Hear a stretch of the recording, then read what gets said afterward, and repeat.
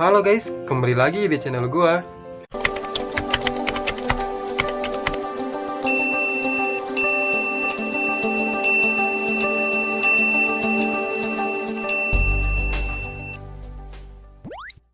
Oke guys, di video kali ini gua bakal membahas sebuah tips, yaitu tips tenang dalam menyikapi masalah. Nah guys, semua orang pasti pernah yang namanya punya masalah, dan semua orang juga pasti punya yang namanya masalah. Nah, yang jadi kesalahan dari beberapa orang itu adalah mereka yang gampang menyerah, lalu mereka yang gak pernah percaya akan indah pada waktunya gitu loh. Lalu ada juga beberapa orang yang menyikapi masalah mereka hanya dengan menangis. Ya, mungkin menangis bisa sedikit menenangkan ya, tapi itu gak bisa menyelesaikan gitu loh.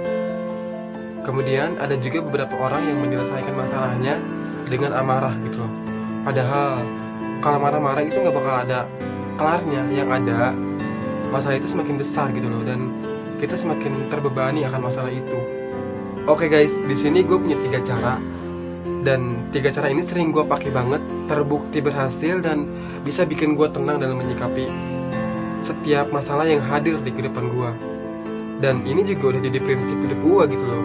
Beralih ke poin-poin yang harus kita lakukan dalam menyikapi masalah hidup. Hal pertama yang sering gue lakukan di saat gue menyikapi masalah hidup gue adalah hadapi.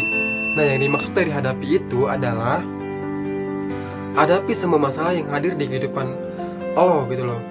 Dan buktikan bahwa lo itu bisa menghadapi semuanya tanpa harus menangis.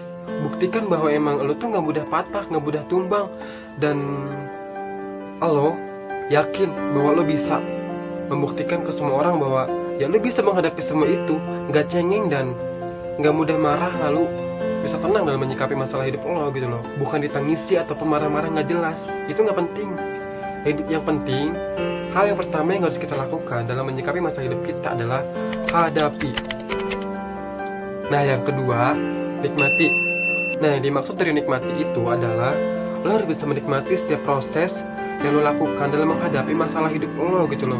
Dan lo harus percaya bahwa semua itu bakal berakhir. Ibarat setiap hujan gede, setiap petir gede, pasti bakal ada pelangi setelahnya gitu loh. Jangan mudah patah, jangan mudah tumbang, dan jadilah seperti batu karang gitu loh. Ia tidak pernah bergeser, ia tidak pernah hancur, walaupun ombak dan angin selalu menghantamnya berkali-kali.